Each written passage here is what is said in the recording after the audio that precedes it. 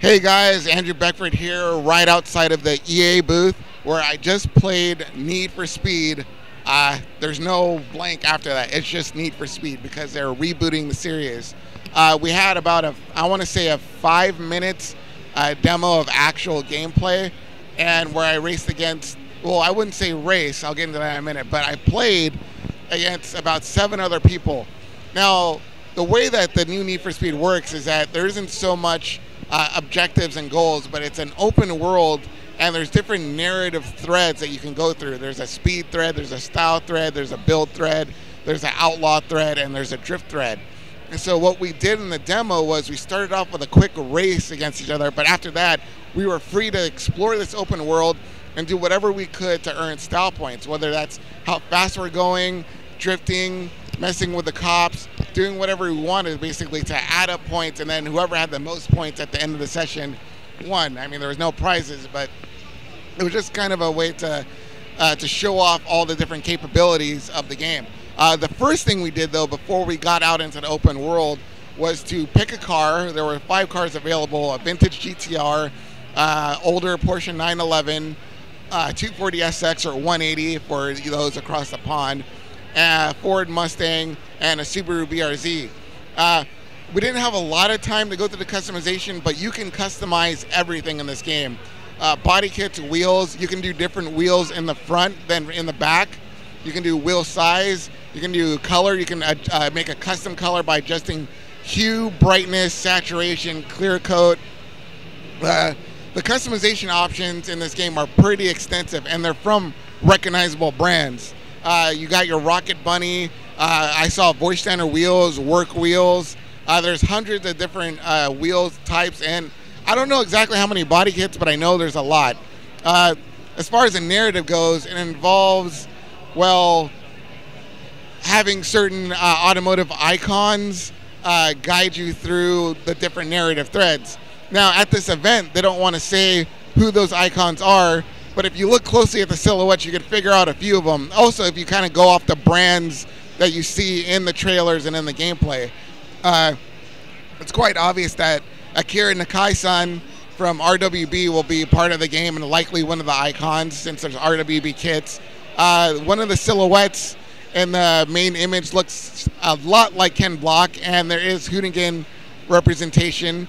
And one thing to note is that when I played the demo, I picked the Porsche 911, and when I was going through body kit options, one of those options was Magnus Walker branded aero kit, and one of the silhouettes curiously looks like a Magnus Walker.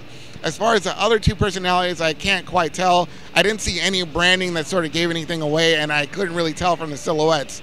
But I would expect to see at least Ken Block, Magnus Walker, and Nakai-san from RWB. When it comes to the gameplay itself, like the way the cars handle, it's actually adjustable. So there's a slider that you can adjust for handling, and to the left is drift and to the right is grip. So the more you adjust towards the drift side, even though it's called drift, essentially means that it's more forgiving as far as your turns and your handling and braking. The more you go towards grip, the more realistic the handling will be, where you actually have to slow down to take the turns, and you can't just automatically slide around everything. It felt pretty, well, it felt somewhat responsive. I had a lot of trouble trying to gauge, how to negotiate the turns. I didn't have enough time to adjust my handling because we had to get through the customization part really quickly. But what I spent a lot of time doing was trying to struggle whether or not I had to slow down and turn or drift and turn. I tried both. I didn't really have a lot of success with each. So it's definitely going to take some getting used to. The other thing I noticed is that when I changed the camera, when I went to the bumper cam, everything was a lot darker than it was when I had a further back camera I could see the car. The game doesn't take place in perpetual night, but it goes from dusk to dark.